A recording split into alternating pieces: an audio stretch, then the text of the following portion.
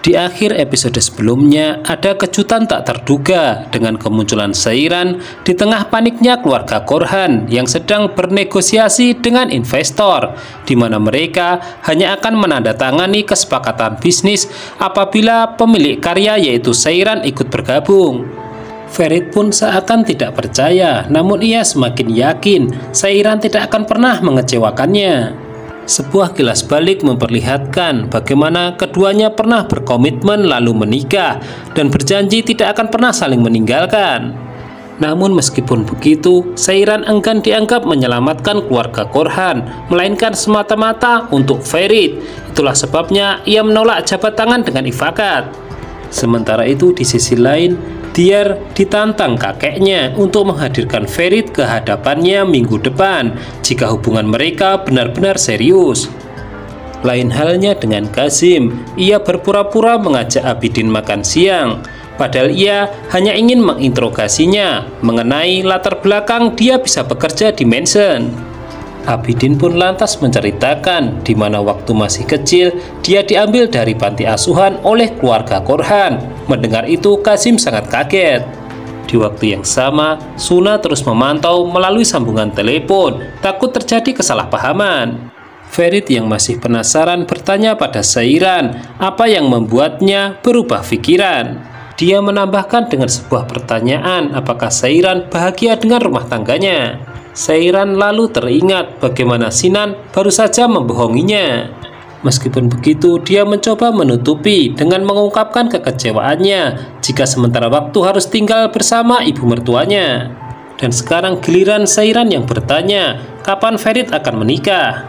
Tanpa diduga dia menjawab, dia tidak akan menikah. Jikapun menikah, itu hanya dengan Seiran, termasuk memiliki anak.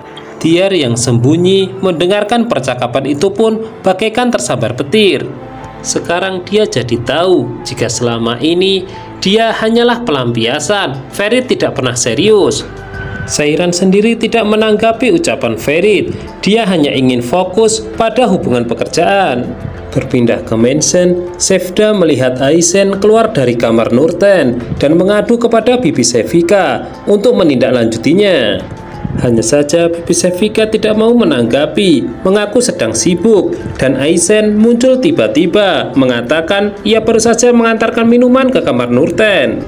Sementara itu tanpa sadar, Serpil memberitahu Betul bahwa ia menyukai Ferit. Setelah itu Betul menyuruh ibunya untuk tidak terus memaksa Orhan menikahinya. Namun tentu saja ibunya tidak mau. Menurutnya ini kesempatan mereka untuk mendapatkan keuntungan. Di sisi lain, Suna mendesak ayahnya untuk tidak mengungkit rahasia Abidin. Namun ayahnya itu justru menganggapnya bodoh. Ini adalah kesempatan mereka. Suna disuruh diam. Kazim akan memberitahu jika ia mendapatkan informasi. Ferit berhasil menghubungi Diyar dan menanyakan keberadaannya. Namun teman wanitanya itu justru mengatakan menyuruh Ferit untuk tidak menemuinya lagi dan mulai sekarang hubungan mereka putus. Mendengar itu Ferit kaget. Jika masalahnya adalah Seiran itu bisa mereka bicarakan. Hanya saja Diyar menolak bertemu dengannya. Saat ini Seiran sedang berkemas-kemas karena harus pindah ke rumah ibu mertuanya. Tapi ternyata ibu dan kakaknya tidak setuju. Terlebih Esme telah mengetahui sifat asli Ayla. Seiran terus saja meyakinkan keduanya bahwa dia akan baik-baik saja. Namun kepada kakaknya, Seiran menceritakan penyebab dirinya harus tinggal bersama ibu mertuanya yang mengaku sakit. Sebagai seorang kakak, Suna memiliki firasat bahwa Seiran terlihat terpaksa. Kazim menghubungi temannya untuk mendapatkan data Abidin di panti asuhan yang pernah ia singgahi. Setelah itu Kazim dihubungi Esme memberitahukan Seiran harus tinggal bersama Ayla. Sontak Kazim juga ikut geram. Kembali ke Ferit, ia mengadu kepada ibunya di mana dia ditinggalkan oleh Diyar dan diputuskan hanya melalui sambungan telepon. Ibunya justru mempertanyakan bagaimana sebenarnya hubungan mereka. Sebab yang selama ini ia tahu di hati putranya hanya ada Seiran. Namun Ferit menegaskan bahwa dia ingin move on dan hidup bahagia. Sementara itu, Diyar kembali ke rumah sambil menangis dan mengadu kepada neneknya bahwa ia sudah menyerah. Kakeknya datang dan merasa lega karena Diyar akan menuruti permintaannya dan tidak akan mengejar Ferit lagi. Seiran sepertinya trauma ketika pertama kali menapakkan kakinya di rumah Sinan, sebab ia takut nasibnya akan seperti saat dia di mansion. Diam-diam Sinan mengajak anak buahnya untuk pergi ke suatu tempat. Alhasil, Seiran harus menghadapi ibu mertuanya sendirian. Tidak seperti biasa, tanpa diduga Ayla begitu ramah dan langsung mengajak Seiran untuk melihat kamarnya. Bahkan jika nanti Seiran tidak suka, maka Seiran boleh mengubah interiornya sesuka hatinya. Sudah merasa senang dengan itu, Seiran tiba-tiba kaget karena ternyata ibu mertuanya kamarnya bersebelahan. Sementara itu, Sinan berpura-pura menyewa rumah yang akan disewa Seiran kemarin. Namun endingnya justru berkebalikan. Orang yang menyewakan rumah tersebut justru dihajar oleh Sinan. Orang itu dianggap lancang menyewakan rumah murah kepada Seiran, terlebih dia adalah teman Ferit. Berpindah adegan ketika Ferit mengunjungi Diyar, yang muncul adalah neneknya. Baru memperkenalkan diri, sang nenek mengambil kayu lalu mengubernya. Merasa cucunya dipermainkan, ia menolak memberikan alamat keberadaan Diyar. Di tengah Seiran sedang menyesuaikan dirinya dengan lingkungan baru, suaminya pulang dalam keadaan marah. Masalahnya tidak lain adalah mengenai sewa rumah melalui Ferit. Dan sejauh Seiran menjelaskan, Sinan tidak pernah percaya. Terpaksa dia pasang badan akan menuruti apa keinginan Sinan. Tiba-tiba di tengah konflik itu terdengar suara berisik di luar rumah. Ternyata mereka adalah keluarga Sanli yang akan mengunjungi keluarga Besan. Lucunya, Qasim membawa serta ayam kesayangannya untuk diberikan kepada Besan. Hal itu sungguh membuat semua bisa tertawa. Kita tahu alasan kedatangan mereka semata-mata karena khawatir dengan Seiran. Waktunya juga dianggap tepat karena keluarga Katarji akan makan bersama. Makanan semua telah tersaji di meja. Qasim dan istrinya punya kesempatan untuk membuat tuan rumah tidak nyaman. Di luar, Ayla mendesak anak buahnya memberitahukan kepergiannya dengan Sinan. Saat itulah ketahuan perbuatan putranya, karena anak buahnya itu lebih loyal kepada Ayla. Esme menyelinap masuk ke kamar Seiran dan putrinya itu tiba-tiba muncul. Disitulah putrinya itu bisa menunjukkan jika dia memang benar-benar baik-baik saja. Berpindah ke mansion, ketika di meja makan, Bibi Hatice mengumumkan bahwa keluarga mereka bekerja sama dengan Seiran lagi.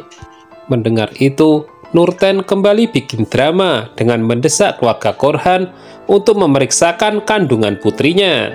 Sementara itu, Ferit bisa menemukan persembunyian Diyar di tempat temannya.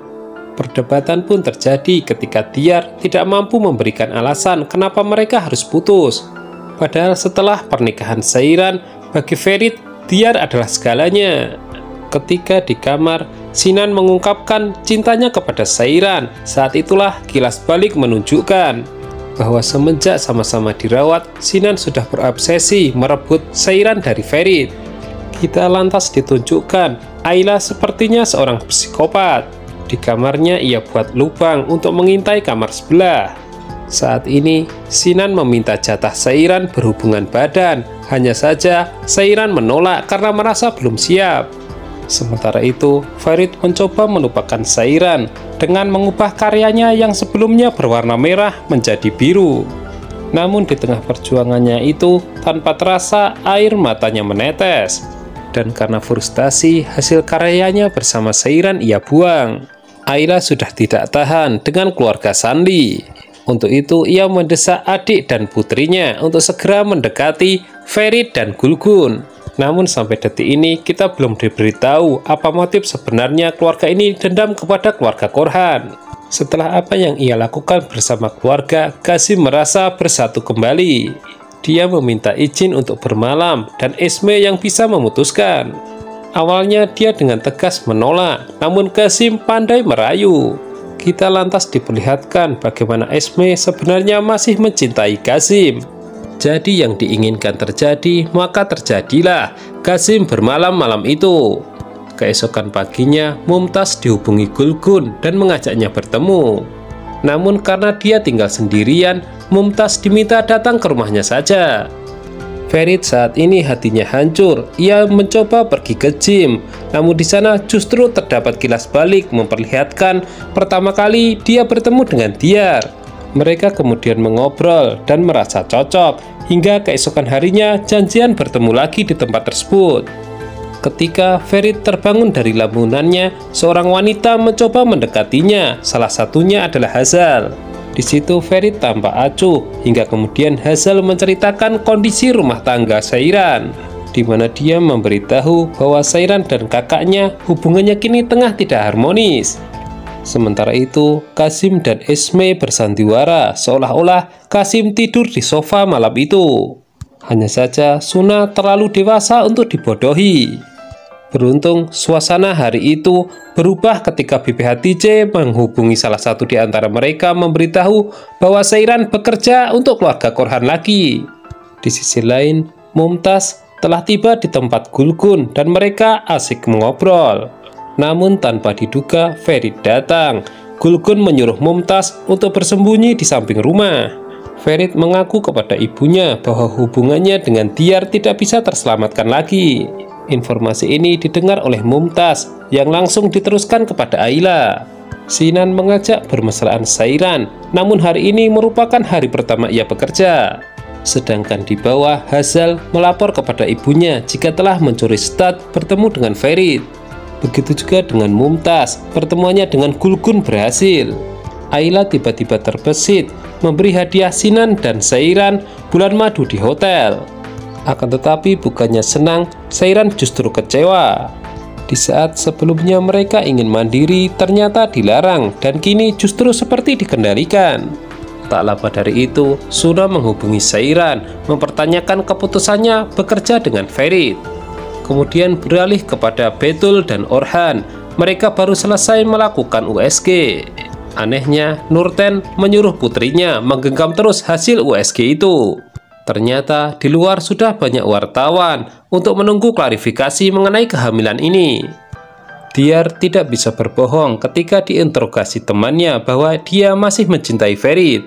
Namun dia akan bahagia jika Ferit hidup dengan orang yang ia cintai. Sairan tiba di bengkel perhiasan duluan dan bertemu dengan Memo. Dan pria itu bercerita bagaimana Ferit terus memikirkan Sairan, terbukti dari foto yang ia simpan dalam liontin. Tak lama dari itu Ferit datang dan langsung mencari kesempatan untuk bertanya kepada Sairan apakah rumah tangganya baik-baik saja, sebab dia telah mendengar semuanya dari Hazal. Sairan menampik, namun ia lupa bahwa Ferit bisa membaca pikirannya. Keduanya lantas membuktikan dengan saling menatap tanpa berbicara apapun. Disitulah Ferit menyerah. Memang Ferit yang paling mengerti dirinya. Ketika keduanya tengah larut dalam cinta, Memo datang membawakan minuman. Sairan panik, lalu memutuskan untuk pergi begitu saja. Dia terus menyadarkan dirinya bahwa telah dimiliki oleh Sinan. Mereka akan janjian ke hotel. Sementara itu, Qasim dan Suna sedang cemas menunggu hasil laporan dari teman Qasim. Dan ketika itu mereka terima, mereka justru kaget. Abidin benar-benar dipungut dari panti asuhan. Nurten telah menunggu klarifikasinya di media kemarin, namun tidak muncul. Ifakat lantas memberitahu bahwa berita itu tidak akan pernah muncul. Wartawan takut pada keluarga Korhan. Di waktu yang sama, Ifakat diberitahu bahwa Qasim dan Suna menunggu di gerbang. Sementara itu, BPH-TJ yang baru kembali dari jogging menemui mereka berdua terlebih dahulu. Ifakat secara diam-diam mendengarkan percakapan mereka. Sinan dan Sairan memasuki hotel. Tak lama berselang, di belakangnya ada Ferit. Keduanya berbeda tujuan. Sinan mempersiapkan bulan madu dan menyuruh Sairan mengenakan baju haram. Sedangkan di lobi, Ferit menemui klien yang telah memesan perhiasan. Di kejauhan ada Mumtaz menghubungi Sinan untuk segera menemuinya dengan alasan urusan pekerjaan. Semua seperti sudah diatur. Sinan berpamitan kepada Sairan untuk keluar sebentar. Tanpa diduga, Diyar dan temannya juga menginap di hotel itu. Ferit pun berjalan menuju kamar tempat pemesan sebenarnya perhiasan yang ia punya. Pikiran Seiran terus berkecamuk teringat ucapan Ferit, di mana dia hanya akan menikah dan memiliki anak dengannya. Namun Seiran kemudian sadar, setelah mengenakan baju yang diinginkan Sinan, ia pun keluar untuk menyambutnya. Namun yang muncul di depan pintu adalah Ferit dengan memperlihatkan perhiasan. Rasa kaget tidak cukup sampai di situ. Tiar dan Sinan muncul dalam waktu yang bersamaan.